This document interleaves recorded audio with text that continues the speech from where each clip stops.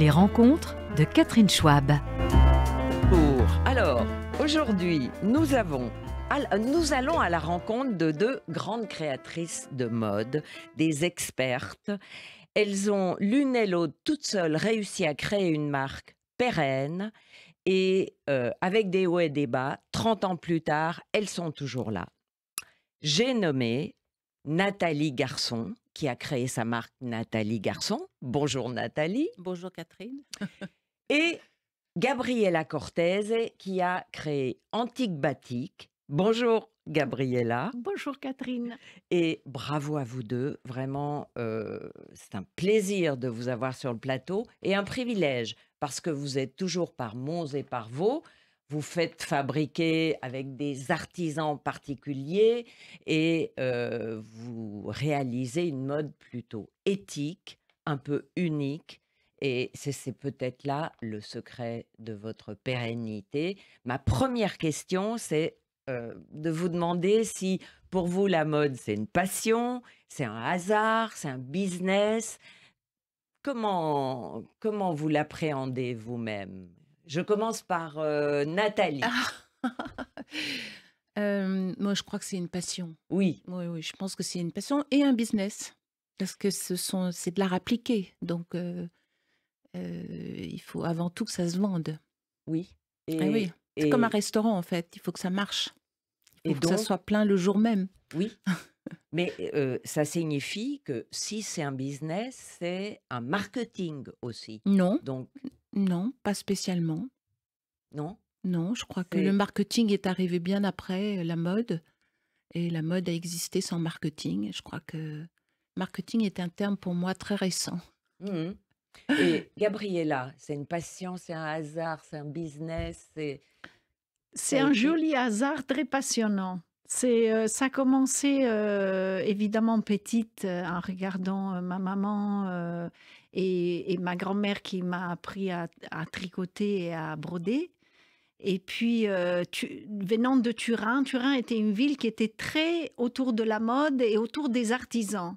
Et donc, j'ai pu retrouver tout au cours de ma carrière ces personnes qui sont passionnantes, avec qui j'ai tissé des liens indélébiles. Et j'ai commencé à travailler avec les grands-parents, puis les enfants, et maintenant les petits-enfants.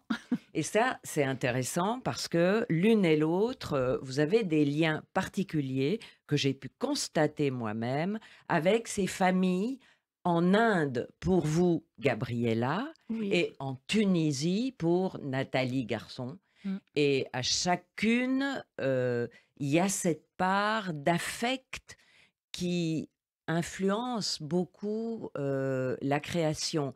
Mais expliquez-nous plus longuement comment ça a commencé.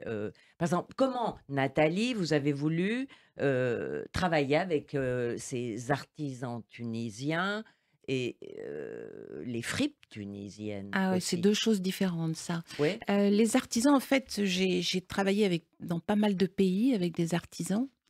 J'ai toujours recherché aussi des artisans dans chaque pays parce que dans la mode, on a la chance de travailler dans plein d'endroits du monde qui sont très riches, chacun de leur spécificité. Et par hasard, en fait, j'allais tout le temps en Asie et je trouvais que c'était loin de faire des allers-retours en Asie. J'avais mes enfants et par hasard, je suis allée en Tunisie où j'ai beaucoup d'amis et j'ai commencé à rencontrer des artisans et je me suis dit, mais peut-être qu'il y a quelque chose à faire dans ce pays. Et je m'y suis beaucoup attachée et j'ai créé des liens avec...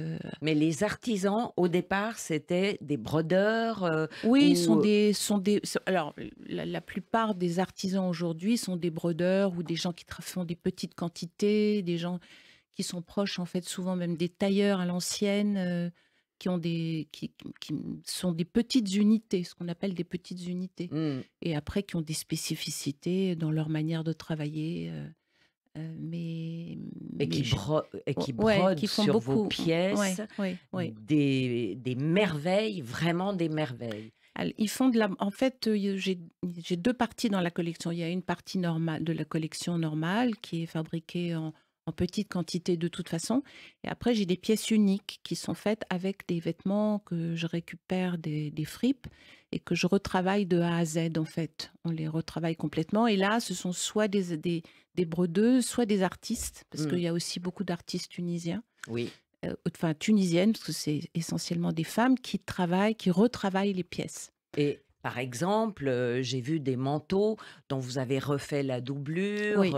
brodés sur le revers, Mm.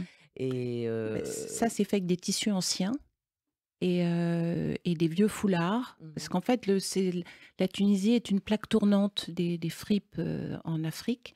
Donc, toutes les fripes arrivent. Donc, on a la chance de pouvoir trouver vraiment des vêtements des années 50, 60, des choses assez qu'on peut plus faire aujourd'hui. Mm. Même les matières. Donc, c'est assez rigolo. Enfin, moi, j'adore déjà chiner. Et après, j'ai une unité de fabrication qui recoupe tout et qui retravaille chaque pièce. Mm. Et effectivement, des brodeuses qui sont des brodeuses qui travaillent chaque pièce unique, en fait. Ouais, avec une patience. Et alors vous, Gabriella, alors comment ça a commencé en Inde? Ça a même commencé à Bali, si je me Oui, rappelle bien, ça a pour commencé Antique avec un Batik. voyage à Bali, mais ça a commencé beaucoup plus tôt en fait. Je fais partie de cette génération de gens qui étaient baignés au Siddhartha de Hermanès et les Moleskine. Donc j'ai voulu partir vraiment à la conquête du monde, parce que le voyage forme la jeunesse, comme on dit. Et vous aviez 20 ans? J'avais 18 ans. Hmm. Voilà, j'avais 18 ans et j'ai pu partir parce qu'avant on avait les brides courtes. Et voilà, et c'était la découverte d'abord de Bali, de personnes, d'artisans qui imprimaient avec des tampons en cuivre, qui sculptaient eux-mêmes. Donc déjà, c'était un art dans l'art. Et c'est comme ça, j'ai commencé à dessiner, faire des petits dessins au coin d'une table à Bali. Et j'ai commencé par ramener des paréos. Mhm. Et puis, beaucoup plus tard, évidemment, j'ai découvert l'Inde, qui était la caverne d'Ali Baba. Et là, j'ai pu travailler avec des artisans qui brodaient, voilà. Mais disons que l'artisanat a toujours été le point central de mes créations. Et puis, je trouvais disons, j'allais voyager pour trouver des artisans, mais en même temps, je voyageais et je découvrais le monde. Oui, Voilà. c'était une passion de Oui, découverte et qui enrichissait votre absolument, inspiration à chaque fois. absolument. Et vous avez l'une et l'autre été guidées par votre intuition créative et pas tellement par une tendance, un marché, ou que diriez-vous en regardant un peu vos premières collections, vos premières années? Faisiez ce que vous auriez porté vous, Nathalie Moi, je pense Garçon? que j'ai été de toute façon totalement inspirée par une génération de créateurs qui étaient des gens qui imprimaient vraiment Ouais. la mode par leur univers. Genre Euh, qui? C'était Jean-Paul Gaultier, c'était Roméo Gigli, c'était bon, la liste, c'était Kenzo, c'était donc toute cette génération de prêt-à-porter qui est enfin, de De prêt-à-porter et jeunes créateurs, oui, on et de les appelait. couture, les Sonia Rykiel et tout ça, Ouais. ils étaient reconnaissables. Chantal Thomas. Et donc moi, je suis enfin, je suis née à Cannes, donc c'était le festival de Cannes. Et en fait, j'ai toujours vu des femmes qui étaient, qui vraiment défendaient leur identité d'une manière très forte. Donc, il n'y avait pas du tout cette notion de mode. C'était vraiment des univers, que ce soit les femmes que je voyais défiler pendant le festival ou les couturiers après que j'ai découvert. C'est toujours des gens qui ont défendu leur univers. Donc, j'ai toujours été inspirée par cette idée de faire ce qu'on a envie d'exprimer, en fait. Une Une personnalité, personnalité, voilà. un Donc, c'est pour ça que je vous dis, le marketing, je ne sais pas trop ce que c'est, en fait, parce que c'est l'inverse. C'est oui. l'inverse, c'est de correspondre à un marché. Et en fait, c'est une démarche qui est assez récente. Clairement. C'est pas du tout une démarche qui a été pendant des années, c'était l'inverse en fait. Mmh. C'était au contraire, il fallait que les gens aient vraiment des personnalités très fortes. Oui. Oui, Ouais. et puis ce qui est très important à dire, c'est que avant, on reconnaissait vraiment chaque marque, chaque personne, chaque création qui était faite avec un fil conducteur. C'était ça qui était bien. On ne s'appropriait pas de ce qui marche au jour d'aujourd'hui. Euh, et quand je suis arrivée à Paris, il y avait Montana, il y avait Kenzo, il y avait Mugler. Anne-Marie Beretta, il y avait Mugler.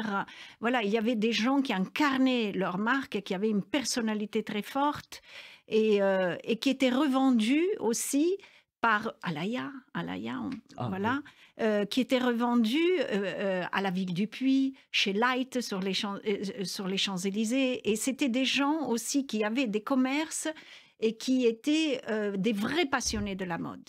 Et ce qui est très important aussi de dire, c'est qu'il y avait un goût. Moi, je me rappelle quand j'étais petite, je regardais les Vogue des années 70, il y avait toujours le nom de fabricant de tissus, de tisserand.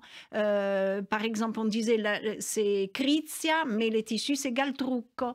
Voilà, et c'est une chose qu'aujourd'hui, on a totalement perdue. Oui. Et c'est important que ces choses-là Ouais. continuent à vivre. C'est drôle parce que dans les vêtements que je trouve au Fripp pour la collection Reborn. on a encore des étiquettes où il y a le tissu Marzotto, Oui. tissu Etro. Et oui, Et c'est vrai que c'était vraiment un travail de collaboration. On bien travaillait sûr. avec. Bien sûr. Tout ça, c'était vraiment comme un chemin de fer. Enfin, Oui. c'était vraiment une Une- complicité, Oui. une Oui. complicité très forte. Sans parler des matériaux qui Ouais. étaient, par exemple, aujourd'hui, vous cherchez une soie Mm. qui est main, comme on avait dans les années Mm. 60-70, On ne elle trouve pas. n'existe presque plus. Elle n'existe plus. C'est aberrant. Est-ce que vous avez l'impression que vos clientes se rendent compte de ça? C'est vous qui avez une vertu éducatrice aujourd'hui de leur faire la différence entre une petite soie ultra légère qui se froisse, avec laquelle on peut rien faire, et une soie lourde, un twill, une vraie ou une soie sauvage qui tient vraiment. Vous, vous avez Oui, conscience on est de... garante Ouais. de ce patrimoine-là, en sachant qu'il faut toujours faire le stretch, le grand écart entre le produit au bon prix et la bonne qualité. Mhm. Donc moi, j'essaye de jamais faire de compromis entre les deux choses, parce que je trouve que c'est très important aujourd'hui de ne pas duper le client avec des prix ahurissants, parce que c'est ça aussi. Pourquoi on n'achète plus rien aujourd'hui? Enfin, dans le temps, on voyageait, on allait à Milan pour la saison de la mode, et on revenait toujours avec quelque chose. Aujourd'hui, on ne revient avec rien, parce que tout est devenu de manière hallucinante trop cher. Et il y a ça, et puis il y a aussi le fait qu'aujourd'hui, on trouve les mêmes choses partout. Oui, C'est ça. Donc, absolument. moi, c'est surtout, moi, j'adore voyager. Et surtout, ce que je trouve très difficile, c'est que, et sans être trop passéiste, parce que c'est un peu déprimant, mais il faut pas l'être. Il faut être plutôt Non, et vous n'êtes pas positive. ça. Mais c'est vrai qu'il y a une uniformité aussi. Je crois que, d'ailleurs, je pense que aussi bien chez vous que chez moi, enfin chez toi ou chez moi, les gens qui viennent, moi j'ai beaucoup d'étrangers, j'ai plus de 60% d'étrangers, 70%. Et ils viennent parce que justement, ils vont pas trouver la même Bien chose sûr. qu'ils vont trouver ailleurs. Et tous les gens qui voyagent trouvent les mêmes magasins, Oui. les mêmes marques partout. Donc, il y a aussi une uniformité à ce niveau-là qui fait que on est encore, et je pense que ça va se développer. De toute manière, il y a toute une génération qui arrive, qui auront peut-être moins d'ambition de se développer comme ça a été à une certaine époque, mais qui pourront pratiquer leur métier de manière plus artisanale, en fait. Oui, et plus Oui. personnel, Et plus Oui, avec une personnelle patte. et avec moins d'ambition, peut-être, de développement, parce qu'il n'y a pas la place, et puis tout le monde ne peut pas se développer de la même manière. Mais je pense qu'il y a vraiment un besoin de mode ou de création très personnelle et unique. Oui. Et je pense que ça se retrouve aussi Oui. dans, dans tout ce qui est culinaire, les restaurants, les chefs qui ont arrêté, qui font des bistrots. Oui, Il y a un besoin de choses peut-être plus accessibles, oui, en effet, oui, mais plus spécifiques qu'on ne trouve oui. pas partout. Mais je trouve que ce qui est très important, c'est que dans tous les métiers, on sent s'il y a de l'amour et de la passion et elle est transcrite dans ce qu'on veut montrer aux clients. Et quand il n'y a pas d'amour, il y a quelque chose qui est très uniforme, qui a pas d'histoire, Qui qui a pas manque de, voilà, d'âme. qui manque d'âme.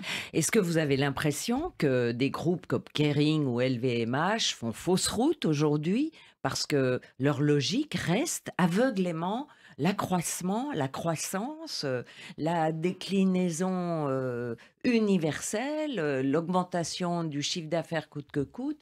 Euh, Est-ce qu'ils ne voient pas clair, peut-être? Moi, je pense qu'ils sont dans des logiques qui sont des logiques où c'est implacable. On ne peut pas faire marche arrière.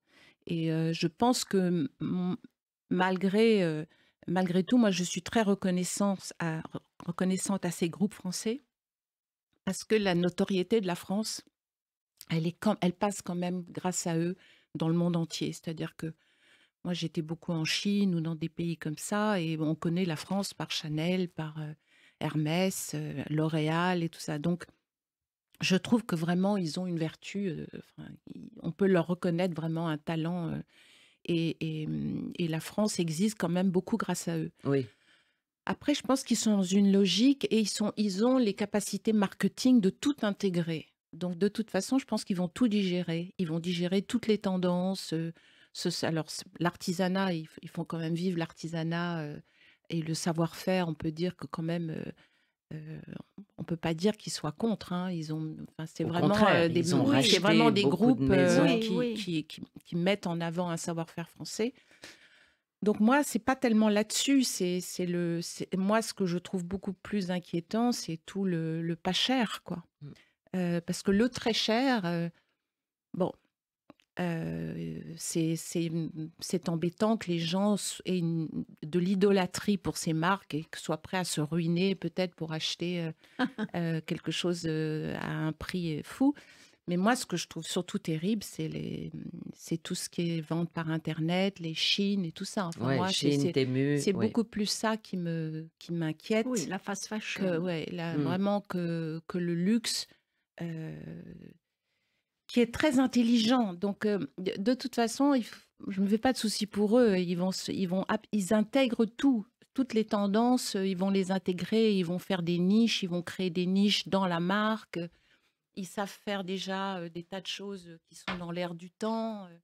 Mais il faut quand même pointer ce que vous disiez au début à propos des marques, des jeunes créateurs qui avaient une patte, une personnalité, une identité immédiatement reconnaissable.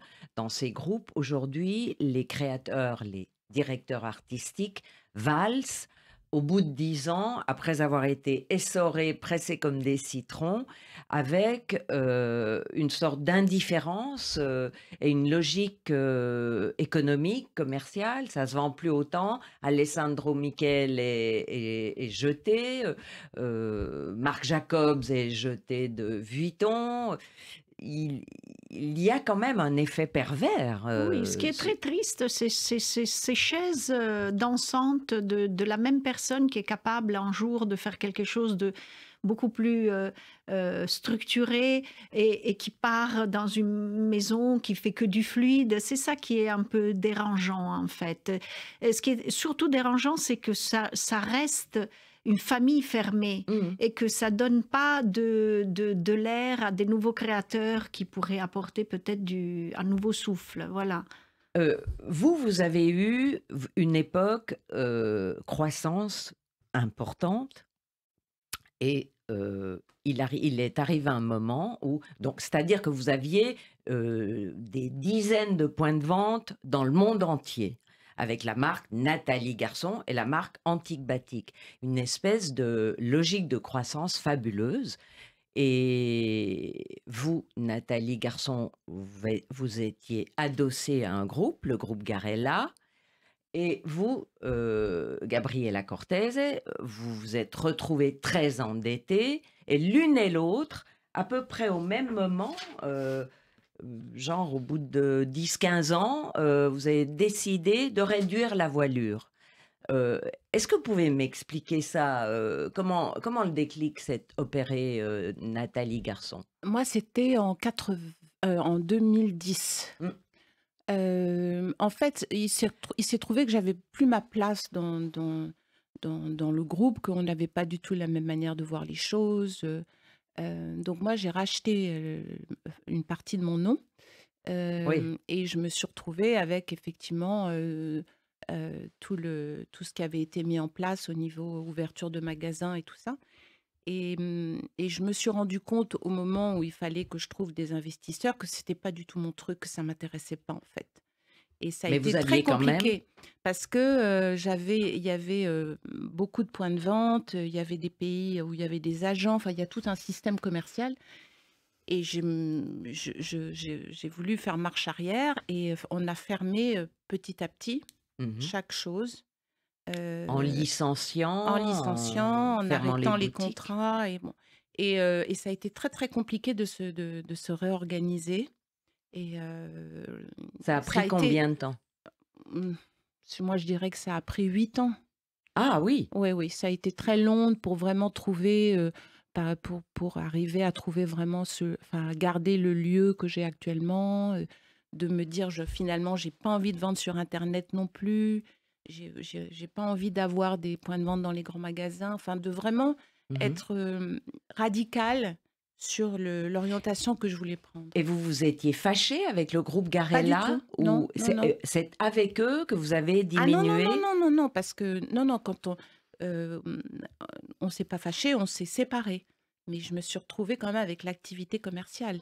Ah ah. Donc il a fallu soit que je développe, encore et encore, soit, bah, il fallait fermer ce qui était en place. Et voilà, donc Et ça a ça a été pris 8 ans. Donc oui, je pense que ça, en c'est fait, une chose qu'on oui, ça a pris 8 ans, 8 ans où vraiment, c'était très compliqué de faire ce que j'avais envie de faire au niveau du produit. mmh, Ouais. mmh. Mais en fait, il faut penser que ce qui est très important à dire, quand on est une petite société, on est au four et au moulin en même temps, on est la femme orchestre, ça relève d'un exercice de voltige de haut niveau tout le temps, parce qu'en fait, il faut être à 360 degrés partout dans sa boîte. Il faut être créatif. Première chose, il faut savoir vendre son produit, il faut savoir se faire payer. Et, les flux qu'on a sont sont pas ceux d'un grand groupe qui peut ouvrir une boutique là, une boutique là. Tout ce qu'on fait doit réussir. Mmh. Et donc, c'est très compliqué parce que ça implique le fait de vivre presque comme un ascète, je ne sais pas toi, mais de sacrifier de sa famille, d'être à 24 sur 24 dans son métier et arriver à bien dormir pour pouvoir bien être en forme le lendemain et faire que des choses positives. Voilà, donc il faut tenir compte de toutes ces choses-là qui sont très importantes dans la vie d'un entrepreneur. Mais quand vous étiez, une grosse marque, avec des boutiques partout, vous aviez des gens qui faisaient ça pour vous? Et Je tirais les ficelles comme oui? beaucoup et on était 90 dans la boîte. Et après, il y a eu des choses personnelles qui ont fait que mon mari est mort. Donc, j'étais là, mais j'étais pas là. Et voilà. Et donc, en fait, il faut faire des bases extrêmement solides dans quelque chose. Et même des bases solides dans une petite boîte, elles peuvent s'ébranler très, très vite. Donc, j'ai mis la boîte en redressement et j'ai recommencé à zéro. À Donc, zéro. Donc à zéro parce qu'on a recommencé. Évidemment, quand vous avez beaucoup d'amis, quand tout marche bien, après les gens changent de trottoir. Et puis, tous les fournisseurs, tous les ateliers avec qui je travaillais avec les grands-parents, je suis allée les voir tous les uns après les autres. On a dit on est ensemble, on avance, etc. Et on a recommencé à 3 dans la boîte. Donc de 90 personnes à 3, c'est un petit changement. Et puis je trouve que dans la vie, c'est beaucoup plus facile de commencer quelque chose à zéro que de recommencer quelque chose. Donc c'était un long chemin, très intéressant. Aujourd'hui, on s'autofinance complètement. Avant, on avait des lettres de crédit, des banques, etc. Aujourd'hui, on s'autofinance. On prend que les clients qui payent tout de suite. Et voilà. Et donc, c'est un système qui est très vertueux. Alors que quand vous êtes très grand, vous devenez un peu une sorte de paquebot qui ralentit sa cadence. Et puis, vous êtes moins payé. Vous voyez, donc, tout devient... L'argent est dehors, mais il n'est pas en caisse. Voilà. Donc, il faut que ce système soit vertueux et, par exemple, tu parlais des grands magasins. Les grands magasins, dépôt, la marchandise en dépôt, payer 5 vendeuses, adhérer au solde. Non, c'est pas possible. On travaille qu'avec les gens qui nous payent. C'est comme ça. On s'autofinance, on paye notre marchandise 1 an avant de pouvoir récupérer... sur les ventes. Les ventes. Parce qu'il faut fabriquer, bien sûr. Voilà. Oui, c'est ce qui est terriblement angoissant dans la mode, dans le prêt-à-porter, bien sûr. Vous avez chacune habillé des gens connus, des actrices. Vous aviez l'une et l'autre, vous avez toujours d'ailleurs des égéries très à la mode, que ce soit Carla Bruni, Lou Doyon... Vanessa Paradis. Vanessa Paradis, toutes les Beyoncé. Ouais, Beyoncé même, voilà. Oui. Et en plus, Nathalie Garçon, vous habillez la grande duchesse du Luxembourg, ce qui n'est pas rien. Super. Et vraiment, des femmes, c'est à ça que je voudrais en venir, qui donnent le là des tendances. Et bon, Vanessa Paradis, maintenant, elle a bientôt 50 ans. Et Nathalie Garçon, vous avez créé un événement qui s'est propagé internationalement, qui s'appelle 50 ans et alors. Et organiser des défilés tous plus formidables les uns que les autres, plus habités les uns que les autres, de ces femmes plus mûres, un peu insecure et en même temps incroyablement stylée, entre Ariane Massenet, Caroline Loeb, You Tell Me, Sylvie Testu. Sylvie Testu, absolument. Le dernier événement a eu lieu au Ritz, juste avant que le Ritz ferme pour un an de travaux. Raphaël. Au Raphaël. Sublime hôtel, le palace encore plus chic que le Ritz à Paris. En espérant qu'il restera aussi chic. Oui. C'est juste des travaux de structure. Super. Bon, alors donc, par rapport à ces égéries, ces images que vous réussissez à projeter et qui sont a priori contre une tendance au jeunisme, est-ce que c'est venu comme ça, intuitivement? Est-ce que c'est calculé? Est-ce que ça a une grande importance dans votre médiatisation? Dites-moi, Nathalie Garçon. Moi, je suis née donc à Cannes et j'ai toujours... les femmes qui m'ont inspirée étaient des actrices que je voyais beaucoup dans l'hôtel de mon grand-père et qui avaient toujours l'air plus âgées qu'elles n'étaient, en fait. Parce que les femmes, dans les années 70 ou 80, même les photos, quand on voit les photos d'Avdon et tout ça, les femmes font plus âgées qu'elles ne sont. Il n'y avait pas du tout cette course au jeunisme qu'il y a. Donc, et j'ai même vu, je voyais des actrices plus âgées, des Suzanne Sarandon, donc j'ai jamais été préoccupée par la jeunesse, en fait. Je trouvais qu'une fille jeune, elle est tellement jolie qu'elle n'a pas besoin de moi, quoi. Enfin, elle se met un jean et voilà. Par contre, ce qui m'intéressait, c'était de voir ces femmes qui étaient pas toutes très jolies d'ailleurs, mais qui savaient vraiment se mettre en scène. Valeur. Voilà. Donc, c'est venu tout de suite dans mon métier. J'ai tout de suite travaillé avec plutôt des actrices, parce que c'était plutôt les actrices qui me soutenaient que les gens de la mode. Et très vite, j'ai mélangé des femmes plus âgées avec des filles plus jeunes.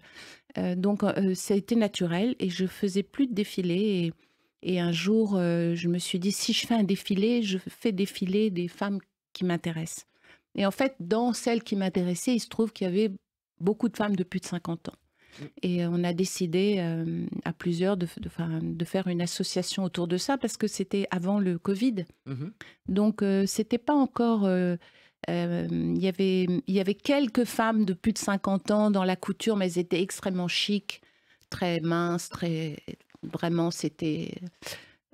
Oui, c'était voilà, c'était le mannequin. oui, c'était quelques glamour. mannequins, quelques actrices iconiques, etc. Mais ça descendait pas au-delà, quoi. Donc, et en fait, j'ai travaillé avec L'Oréal à l'époque et qui était très intéressé par le sujet parce que c'est un gros marché. Et en fait, les premiers qui ont fait bouger quand même ce marché sont les cosmétiques. Oui. Parce que ce sont quand même Oui. ils ont été bien avant la mode précurseurs, intéressés Oui, par oui. ça. Et donc, ça s'est fait voilà, d'une manière plutôt drôle.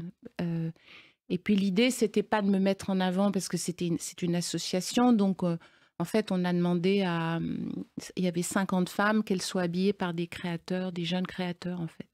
Et en fait, ce sont des jeunes créateurs qui les ont habillées et c'était c'est très sympathique à faire. Oui, c'est vraiment chouette. Et vous avez fait ça en Afrique Ouais, également, ouais. où il y a eu un Ouais, enthousiasme c'était très marrant. jusqu'au sommet de l'État. Ouais, C'était ouais. au Sénégal et Au au Cameroun Cameroun. et en Oui, Tunisie. Ouais. et en Tunisie, bien sûr. Ouais. Et vous, alors, Gabriella, vos créatrices, vos égéries sont toujours aussi fidèles et Oui, elles sont toujours aussi les années. fidèles. Et moi, je trouve que ce qui est très important, c'est de pouvoir habiller des femmes qui se sentent bien dans leurs vêtements et qui se sentent belles parce qu'elles sont belles intérieurement. Voilà. Donc, on a commencé à habiller les femmes dans les années 90, 92.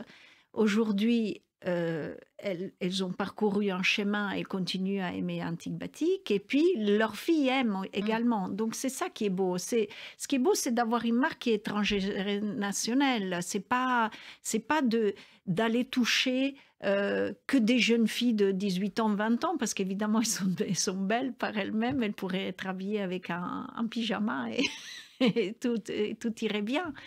Et là, maintenant, vous êtes quand même intéressé aux messieurs Oui, en plus, oui. puisque vous sortez une ligne pour hommes. Une ligne pour hommes. Nous avons eu comme égérie Germain Louvet, qui est danseur étoile de l'opéra, parce que je trouvais que c'était très important, comme la danse a toujours fait partie de ma vie. Oui, il faut dire que vous étiez danseuse au Crazy Horse Oui. à 20 ans. Alors et pendant très quand même, longtemps, je n'aimais pas le dire. C'est mon mari qui m'a fait réconcilier avec ça et il me dit, il était tout fier bah et oui. voilà. Mais disons que j'ai fait 14 ans de danse classique et quand je suis arrivée à Paris, voilà, mon premier métier était danseuse au Crazy Horse. Et donc la danse et le Crazy Horse a aussi formé mon œil pour couvrir les corps de lumière. Et c'est peut-être pour ça que j'ai commencé à faire... Bon, après, il y avait l'inspiration de Saint-Laurent en voyant ma maman habillée. Le premier regard d'enfant regardant sa maman habillée en Saint-Laurent, voilà. Donc, les mousselines de soie, tout ce qui couvrait le corps, mais qui laissait la silhouette féminine transparaître, les paillettes. Oui. Donc les broderies de paillettes, elles viennent un peu de Crazy Horse aussi. Voilà. Et donc, grâce à ça, j'ai commencé à habiller des filles qui étaient sur scène aussi et qui étaient brillantes par les paillettes et par les lumières de la scène et puis par la brillance de leurs âmes. Mais la robe apportait beaucoup. Oui, J'ai encore oui. aujourd'hui une robe antique batik Oui, avec des paillettes comme ça. Elle est indémodable parce Oui, que oui. ça illumine tout simplement. oui, Les oui, paillettes, elles ont ça c'est comme Oui, les perles. oui, Mais oui. alors, pour les hommes, vous avez donc votre nouvelle égérie Oui, Louvet, oui. Sébastien Louvet. Germain Louvet. Ah, Germain oui. Louvet. Germain Louvet. Et donc, vous il créez met- pour... vous ne faites pas des paillettes pour ces messieurs, donc. Non, quelques broderies. Oui. Parce que je trouve qu'aujourd'hui, la mode masculine, enfin l'homme il se féminise un petit peu Et disons il se laisse aller un petit peu. Alors, tous ces hommes qui viennent au boudoir, qui me disent j'ose pas, et je leur dis mais attends d'être en vacances, d'être détendu, et tu verras, tu t'habilleras de voilage, et c'est très joli. Et Voilà. je dois dire que chez vous, Nathalie Garçon, votre fils a pris le relais pour ces messieurs et c'est impressionnant parce qu'il a démarré avec des chemises en soie, avec des foulards récupérés, qui sont des chemises d'une qualité Hermès, avec une sorte de association qu'on ne peut pas appeler patchwork parce que c'est très construit, mais les imprimés sont contrastés, différents. Une manche a tel imprimé, l'autre manche a tel autre, le col un autre. Vos doublures également dans les manteaux pour hommes et les broderies également sur les revers sont cette touche raffinée féminine qui s'adresse aux hommes. Oui, oui, il y a même des footballeurs et des rugbyman qui viennent s'habiller chez lui. Donc c'est assez drôle parce que maintenant il a un coin de la boutique. Oui, Ça me votre fait rire. boutique qui est Oui, donc dans dans la le- galerie Vivienne. la galerie Ça me fait Vivienne. rire parce que on voit arriver des gens que nous on connaît pas du tout et en fait il se trouve que ce sont des footballeurs super connus. Alors après on me dit mais tu as pris la photo? Non, tu as pas fait. Donc c'est assez drôle, oui, parce que c'est très féminin. Mais Et oui. effectivement, tous ces hommes, toute la nouvelle génération, en tout cas, elle n'est pas du tout contre. Enfin, au contraire, elle est à la recherche de féminité, de tout ce qui est un peu Et dans- ethnique, et elle est prête à faire un mélange de genres, en fait. Et c'est un Donc, peu votre fils, Émile Garçon, qui a mis le pied à l'étrier, qui a Oui. eu l'audace, au fond. Bah, c'était pendant le Covid, en fait. Moi, j'étais en train de travailler en Tunisie et puis je lui ai dit, écoute, tu peux pas ne rien faire comme moi je travaille comme ça, c'est pas possible. Donc viens, on va faire. Et puis il a commencé à. D'abord, il a toujours aimé chiner, donc parce que c'est une grande partie du travail. Et il s'y est mis un peu comme ça par amusement. Et en fait, il s'est pris au jeu. Oui. Ça marche bien, donc Et donc c'est franchement très très beau. D'ailleurs, Oui. ces chemises s'adressent aux femmes aussi. On Oui, peut il les y a des femmes qui porter, les achètent, mais c'est. ouais. Et oui, donc il y a des collectionneurs. Des collectionneurs. Et vous, Gabriella, vous avez un fils aussi qui a Oui. 18 ans 18 et qui ans. parfois vient avec vous en Inde, dans les Oui. ateliers.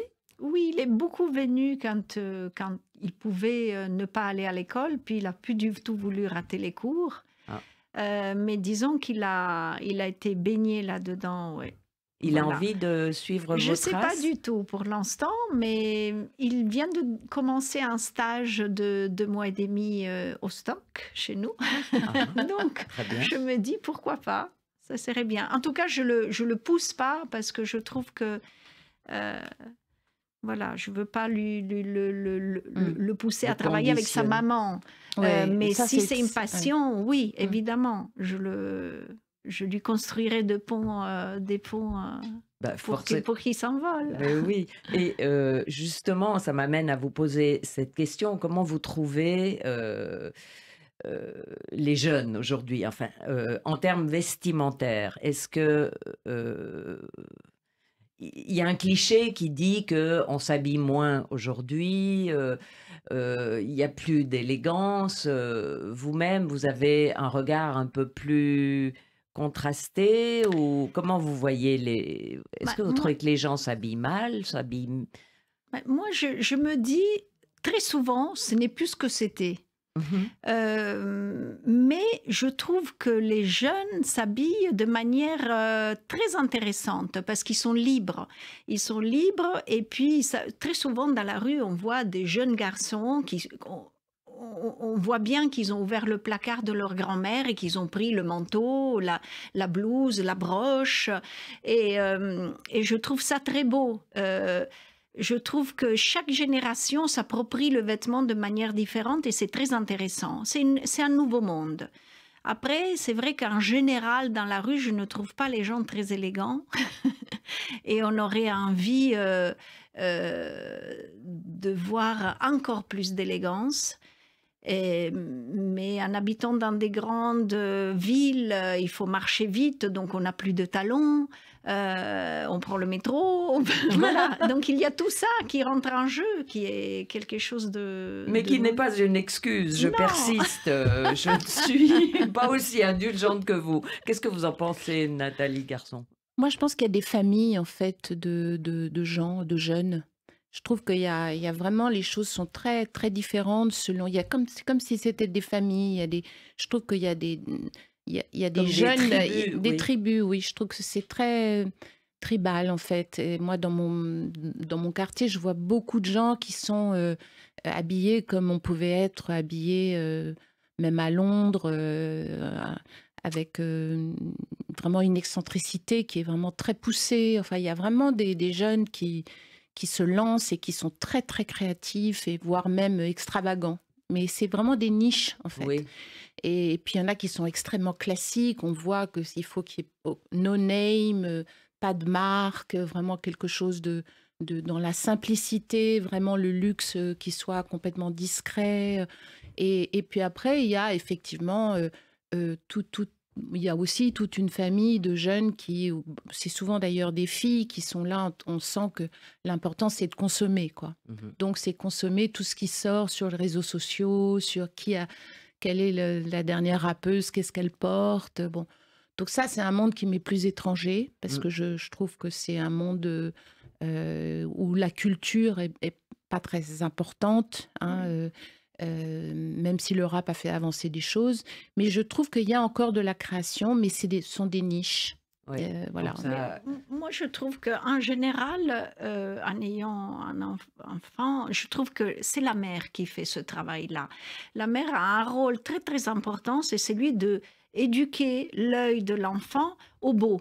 mhm. Au beau, à la littérature, à la culture, à la bonne nourriture, au goût du juste et pas trop.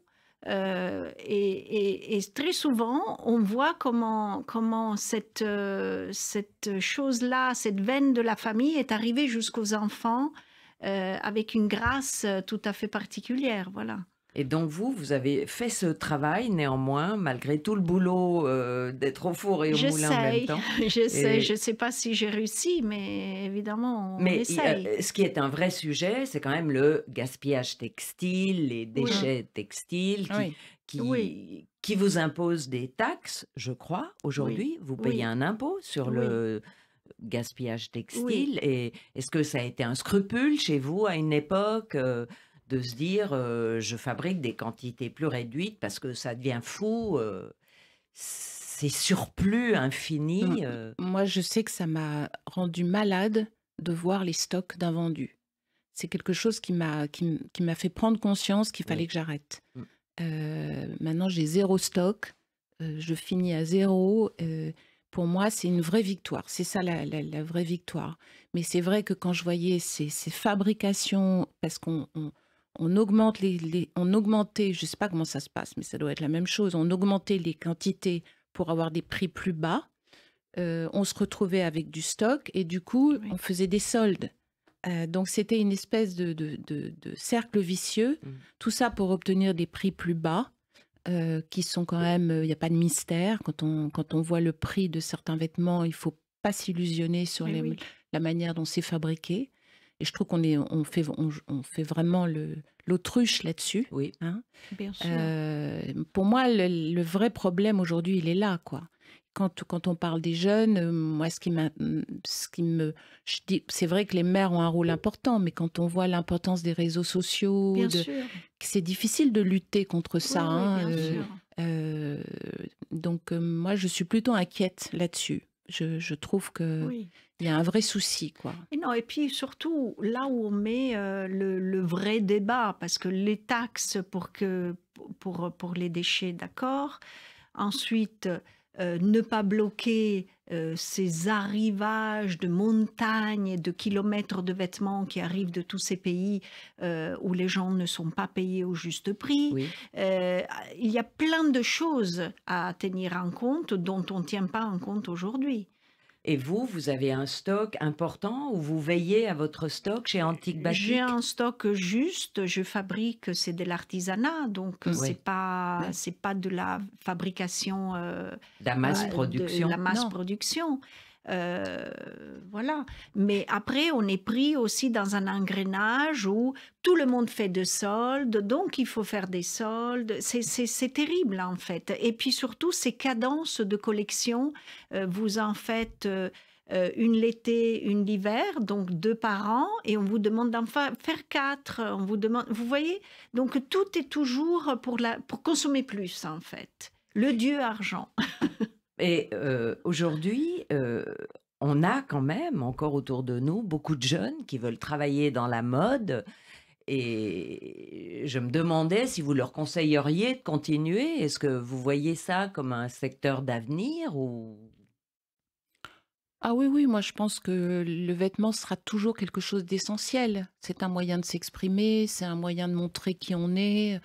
Donc je pense que ça a toujours existé et ça continuera d'exister. Maintenant, je leur conseillerais de faire les choses d'une manière, d'abord de travailler avec des gens qui ont du savoir-faire, Mhm. travailler avec des gens de talent ou en tout cas qui ont des valeurs, qui peuvent leur transmettre quelque chose, parce que je pense qu'il faut beaucoup d'années pour apprendre ce métier.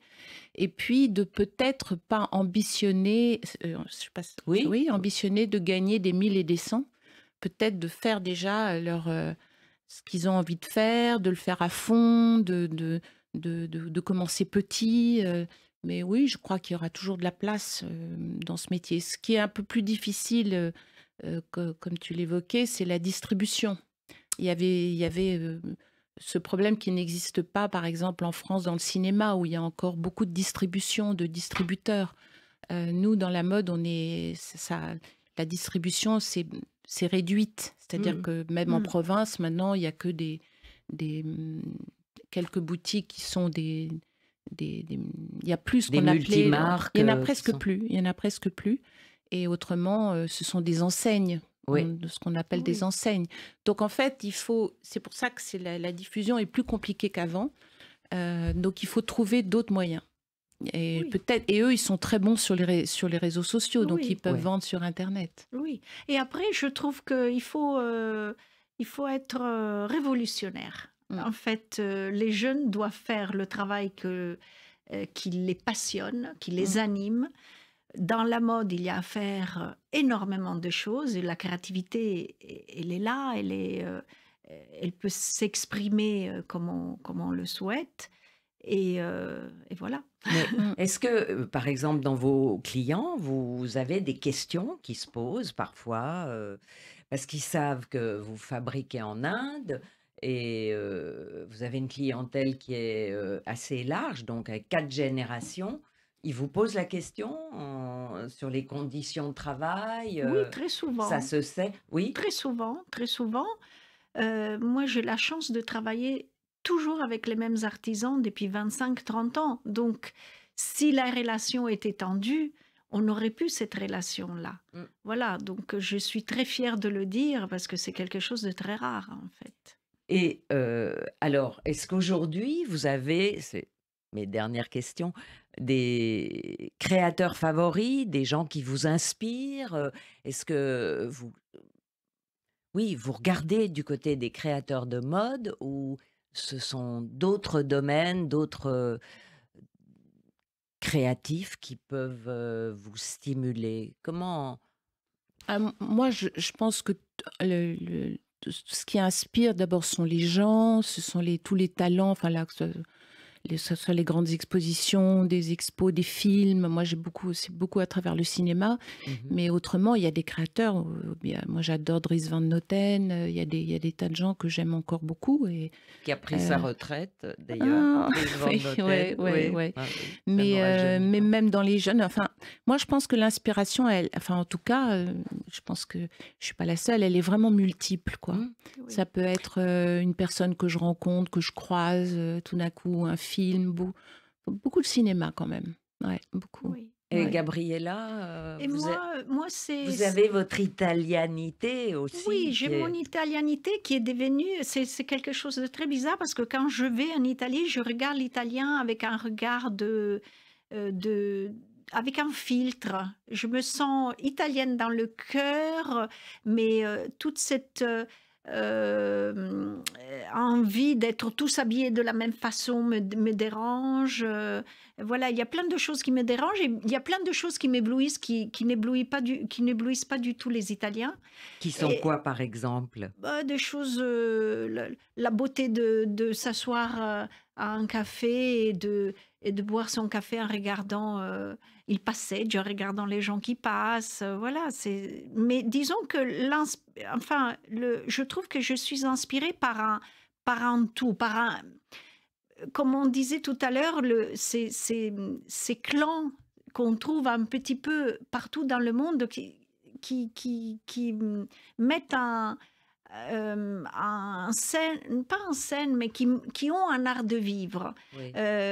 Ça va de la façon d'être habillé, de comment on choisit un restaurant plutôt qu'un autre, un personnage, une exposition, un livre. Voilà, c'est un tout en fait. Je Oui, trouve qu'on devient de plus en plus des éponges. On l'est tout le temps, mais plus on avance dans l'âge et puis on a l'impression de rien savoir et donc on a besoin de s'inspirer et de vivre avec les gens pour avoir ces inspirations-là. Moi, je vous vois plutôt comme presque des journalistes qui absorbent et qui savent regarder, qui ont vraiment appris à regarder sociologiquement le monde qui les entoure, avec tous les éléments artistiques, techniques, coloristiques, gastronomiques et culturels. Voilà, on arrive au bout de notre émission. J'avais encore d'autres questions. Tant pis, Déjà? ce sera un autre rendez-vous. J'ai reçu de grandes créatrices de mode, Nathalie Garçon et Gabriella Cortese, qui crée Antique Batik. Chacune a pérennisé sa marque et réussi toute seule. Et rien que pour ça, respect, chapeau. Merci à vous. Merci. Merci beaucoup. Les rencontres de Catherine Schwab.